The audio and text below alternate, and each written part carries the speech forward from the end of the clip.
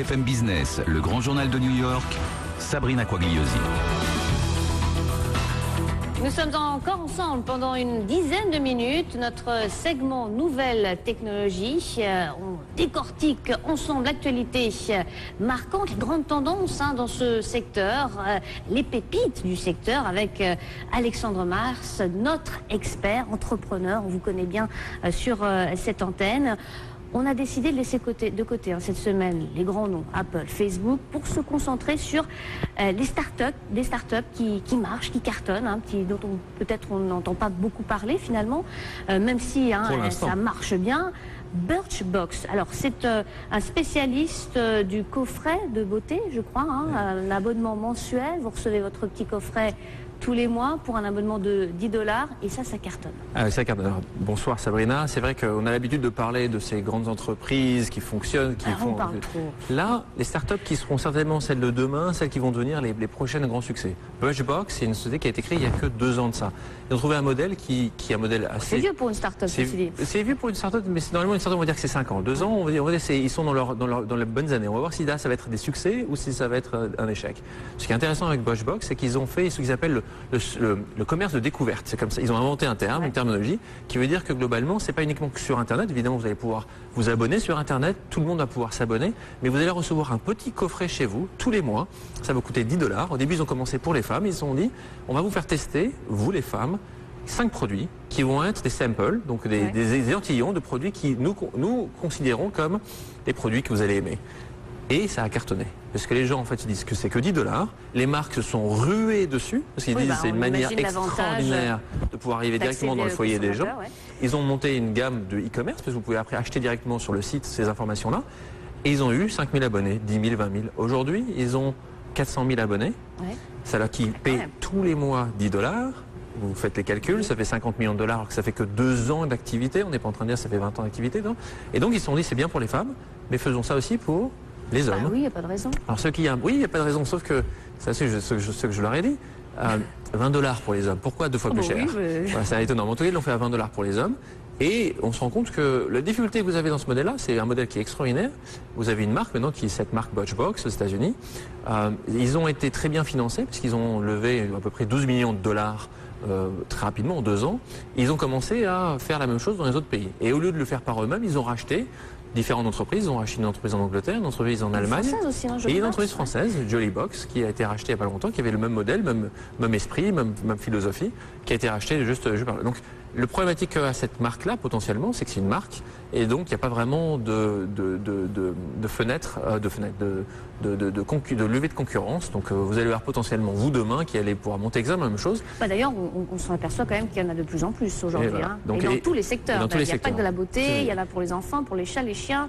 Pas mal. Les chiens, c'est quand même assez intéressant. Vous pouvez pour vos chiens, vous pouvez l'avoir. Et donc, c'est très culturel aux États-Unis, les chiens, ce serait différent en France. Mais en effet, vous pouvez décliner ça à l'infini pour le sport, pour les enfants.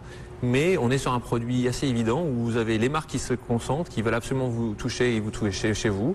Et un produit qui est intéressant. C'est pas que Internet, c'est justement le bon mix entre du offline et du online. Là, c'est une start-up qui fonctionne très bien. Justement, si on regarde un petit peu, j'imagine que le plus, c'est l'effet de surprise aussi.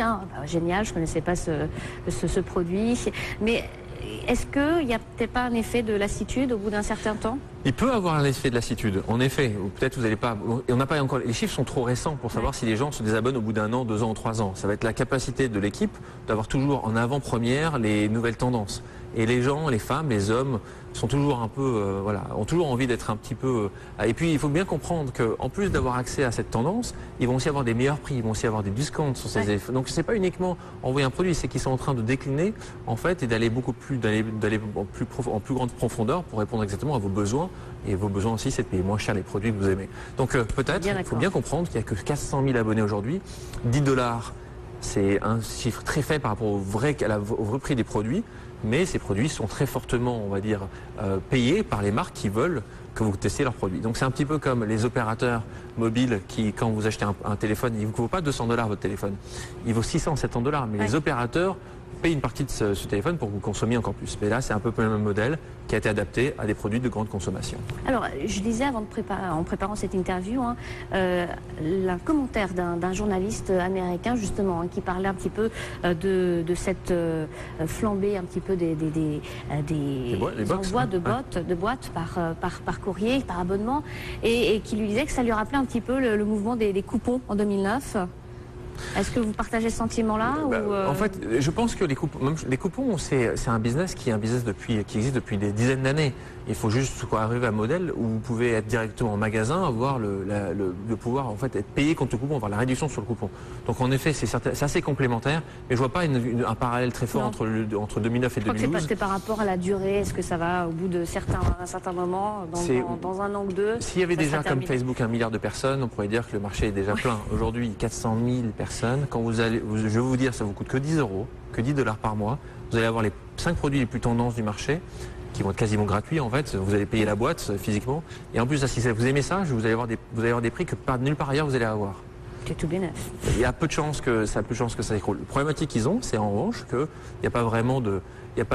tout le monde peut se lancer, tout le monde peut lancer ses box. Et donc il y a quand même une difficulté à pouvoir contrôler un marché où il n'y a pas vraiment d'externalité de réseau, contrairement à Facebook. Là, demain je change, j'ai pas vraiment un amour spécifique pour la boîte, c'est pas la boîte qui m'intéresse, c'est les produits qui sont dedans.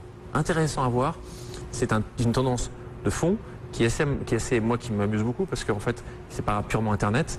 Internet c'est facile, mais c'est très offline. Intéressant de voir le mariage des deux. Alors si on regarde un petit peu notre start-up qui a retenu votre attention, Percolate, une start-up qui aide les marques à créer du contenu à l'échelle sociale, c'est ça? C'est assez. Le problématique qu'ils ont trouvé il y a 2 ans de ça, même chose. Start-up de 2010, ils ont levé 10 millions de $. Ça c'est pour leur structure. Ouais. Ils sont partis d'un principe qui est aussi assez intéressant. Ils ont dit aujourd'hui, quand vous devez construire un spot de pub, vous allez passer 21 semaines à le construire et vous allez le diffuser pendant 3 mois. C'est la moyenne.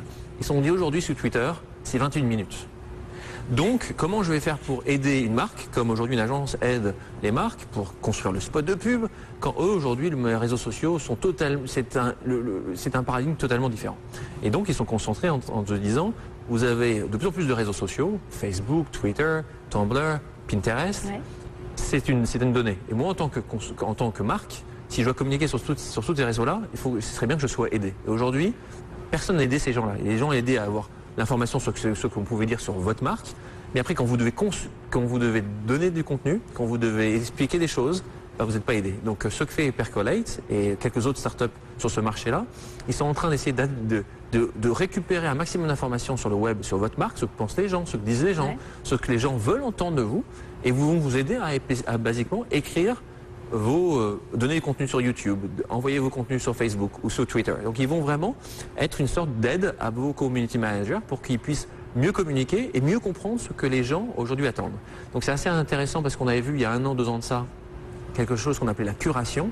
C'est un terme assez ouais. dur qui veut pas dire, mais en gros qui veut dire ici, vous êtes une marque, vous entendez tellement de choses sur vous que si vous n'enlevez pas tout le bruit qui est autour, vous n'allez jamais à savoir vraiment ce qui est important, le cœur de ça. Vous avez tellement de choses qui se disent sur le web que vous devez curater en fait ouais. Le contenu pour arriver à vraiment ce qui est important pour vous.